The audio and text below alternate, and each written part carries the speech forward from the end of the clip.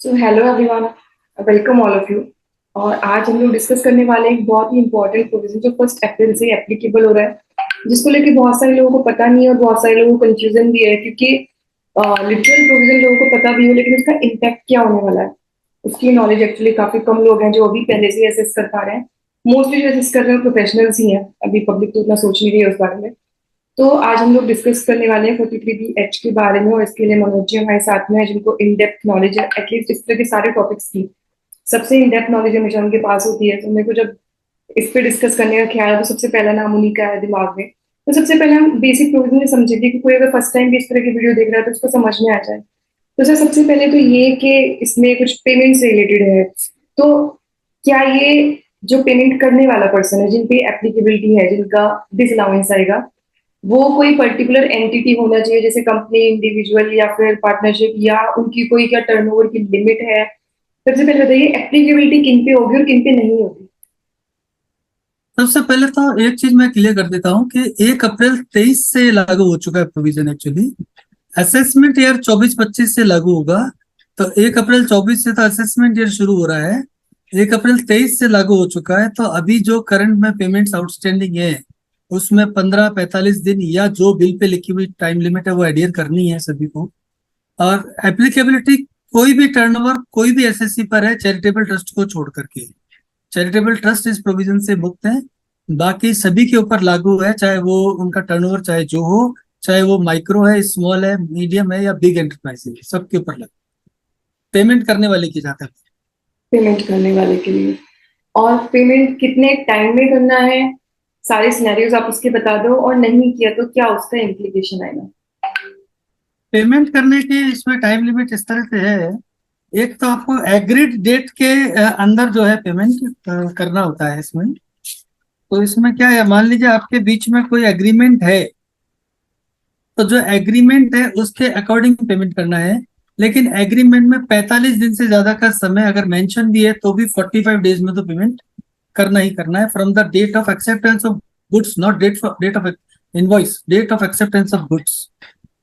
अगर आप गुड्स और सर्विस का एक्सेप्ट नहीं करते हैं तो with in 15 days of receipt आपको उसके आपत्ति इशू करनी है सामने वाले को, वो भी रिटर्न में करनी है। और जब वो उस आपत्ति को दूर कर देंगे फिर वो पेमेंट की टाइम लिमिट चालू हो जाएगी। अगर कोई टाइम लिमिट नहीं है और कोई अग्रीमेंट भी नहीं है तो 15 दिन फ्रॉम डेट ऑफ एक्सेप्टेंस और डीम्ड एक्सेप्टेंस। डीम्ड एक्सेप्टेंस ये है कि आपने कोई ऑब्जेक्शन रेज नहीं किया, तो जिस दिन गुड्स आपके पास आई, सर्विस आ गया, उस दिन एक्सेप्टेंस हो गया। तो 15 डेज और 45 डेज तो ये है। लेकिन कई बार बिल के ऊपर लिखा रहता है पेमेंट 7 डेज, और आपने उस बिल को साइन कर दिया तो फिर वो 7 डेज की टाइम लिमिट आपके ऊपर लागू हो जाएगी, तो 7 डेज में करना होगा। अब विद इन द ईयर अगर आपका डिले हो रहा है, जैसे आपने 1 अप्रैल 23 से और अभी तक परचेजेस की, और 15 दिन, 7 दिन, 45 दिन जो भी टाइम लिमिट लगी, उस पीरियड में आपने पेमेंट नहीं किया, तो फिर बैंक रेट का 3 गुना यानी करीब 21% ब्याज आपको उस पेमेंट पर देना है from the expiry of that date, 45 days और 15 डेज। और वो इंटरेस्ट कंपलसरी है। इन आपको डिस्क्लोज भी करना है अपने अकाउंट्स में कि कितना डिले हुआ और कितना इंटरेस्ट। जो भी ऑडिटेड फर्म्स हैं, चाहे इनकम टैक्स में ऑडिट हो रहा है, चाहे कंपनी लॉ में हो रहा है, कंपनी लॉ में तो एक एमएसएमई फॉर्म भी भरना पड़ता है, तो उनको इंडिकेट भी करना है कि इंटरेस्ट अमाउंट ये है और प्रिंसिपल अमाउंट ये है, डिले ये हुआ। और वो इंटरेस्ट आपका अलाउबल भी नहीं होगा, वो डिसअलाउ हो जाएगा। और ऑडिटर को क्लॉज 22 में वो इंटरेस्ट डिस्क्लोज करना होगा, तो वो डिसअलाउ कर देंगे कंपटीशन के टाइम। और अभी क्लॉज 22 को अमेंड कर दिया, उसमें ये पेमेंट जो 43B वाले एच वाले हैं वो भी वहीं पे इंडिकेट करेंगे। मतलब अगर एक कंसिक्वेंस इसके जी जी कंसिक्वेंस इसका मेनली है इंटरेस्ट। हम्म वो इंटरेस्ट आप चाहे से अभी कर रहे हैं 15 डेज टाइम लिमिट में, मतलब टाइम लिमिट के बाहर कर रहे हैं, तो वो ऑलरेडी लग रहा है, मतलब ड्यूरिंग द फाइनेंशियल ईयर भी वायलेशन हो रही है, तो हम्म इंटरेस्ट तो लग रहा है। लेकिन हाँ, क्योंकि फाइनेंशियल ईयर के अंदर पेमेंट हो गया तो हम्म आपका जो है वो डिसअलाउंस नहीं होगा। हम्म लेकिन जैसे अब 31 मार्च को पेमेंट आउटस्टैंडिंग रह गया और उसकी टाइम लिमिट 15 दिन है, तो यानी 15 अप्रैल तक आपको करना है। 15 अप्रैल को नहीं किया, 16 को किया, तो हम्म पूरा पेमेंट डिसअलाउ हो जाएगा। और वो कभी अलाउ नहीं हो, वो जब अगले साल अलाउ हो जाएगा जब आप करेंगे। हम्म और अभी तक 43B में बाकी जो क्लॉजेज है A to G में, उनमें सब में ये प्रोविजन है कि आप अगर payment due date of ITR तक कर देते हैं तो वो इसी साल अलग हो जाता है। इस केस में इन्होंने रखा है कि ड्यू डेट का मतलब नहीं, ड्यू डेट सिर्फ ये 15-45 दिन वाली हम्म उसके अकॉर्डिंग किया है तो मिलेगा, अदरवाइज वो अगली साल में। हम्म। तो जैसे कि आप समझ सकते हो बहुत ही स्ट्रिक्टनेस है प्रोविजन के अंदर कि अगर आपका डिले हो गया किसी भी वजह से, हाँ इंटरेस्ट तो आपको पे हाँ करना ही करना है, वो एक्सपेंडिचर आपको अलाउ भी नहीं होना। अच्छा, अब मैं हाँ। दूसरी साइड आ जाती हूँ। ये मैंने बात की उस पर्सन की जिसपे एप्लीकेबल होगा।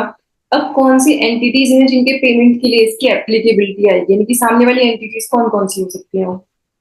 जो माइक्रो और स्मॉल एंटरप्राइजेस, मीडियम पे लागू नहीं है। तो हम्म माइक्रो और स्मॉल एंटरप्राइजेस जो हैं हम्म उनके ऊपर ये लागू है। माइक्रो का मतलब जिसका टर्नओवर 1 करोड़ तक है, हम्म और मीडियम का मतलब जिसका टर्नओवर 10 करोड़ तक है।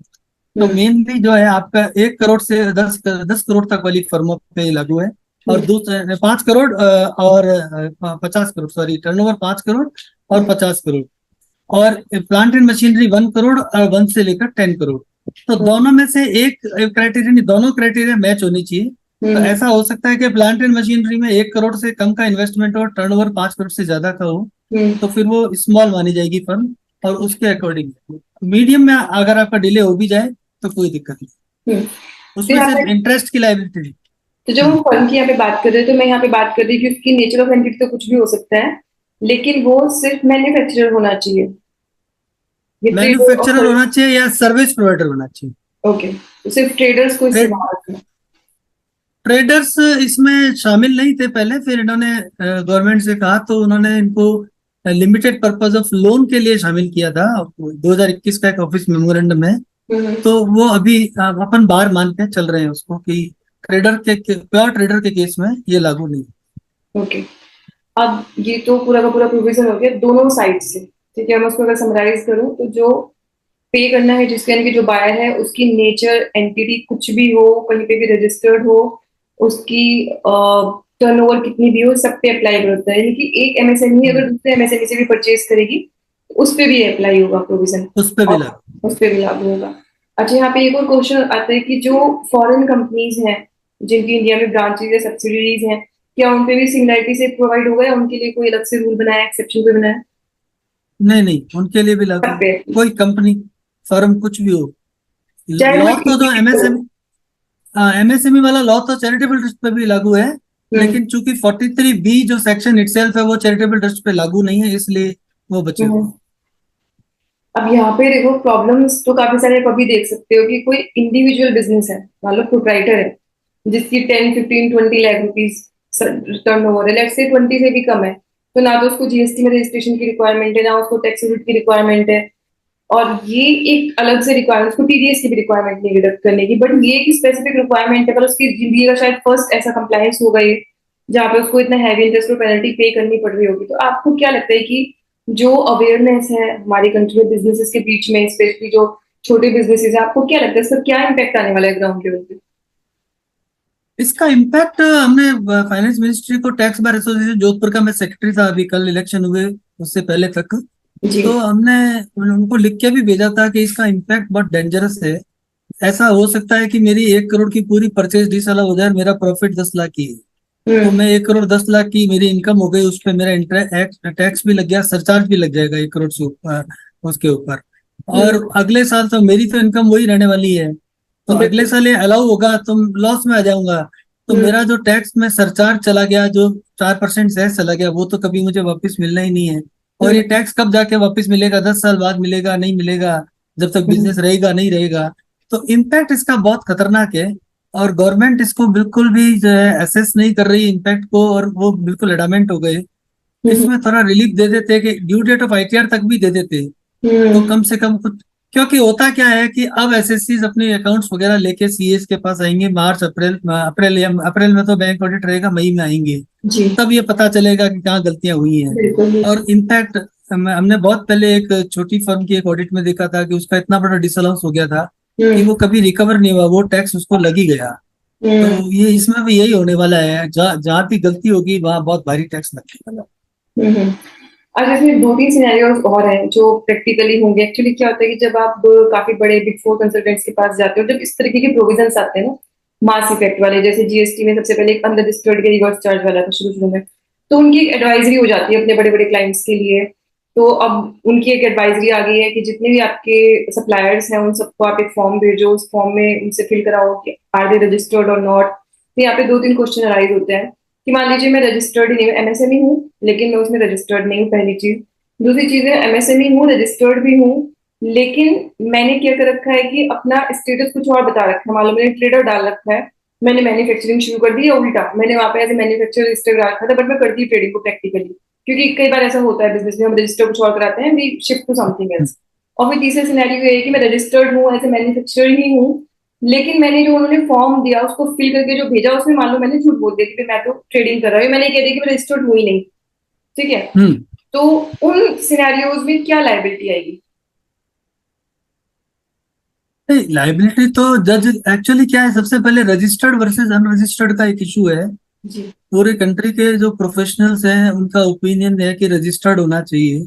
जी लेकिन अगर आप सिर्फ सेक्शन 43B को पढ़े जी। तो वो लिख रहा है any sum payable to any micro और small enterprises hmm which is not paid within the time limit specified in section 15 of that act.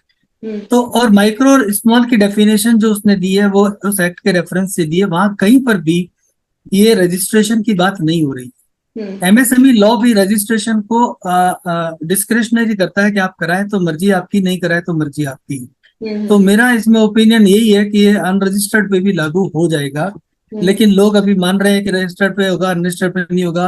कुछ लोग कह रहे हैं हमने सरेंडर करवा दिया है, सरेंडर का भी आ रहा है कि सरेंडर होता नहीं, मैंने करके देखा नहीं। वैसे हम्म लोग कह रहे हैं सरेंडर होता नहीं है, जो बन गया जो बन गया। अब हम्म उसने गलत कैटेगरी कर रखा है तो वो एक अलग इशू हो गया कि मैन्युफैक्चरर है तब तो वैसे ही लागू हो गया, और हम्म ट्रेडर है मैन्युफैक्चरर में दिखा रखा है, तो फिर अपन आर्ग्यू कर सकते हैं। हम्म हालांकि डिपार्टमेंट तो ट्रेडर में स्क्रूटनी करेगा, जब ट्रेडर में भी इस प्रोविजन को लगा देगा, एडिशन तो कर देगा।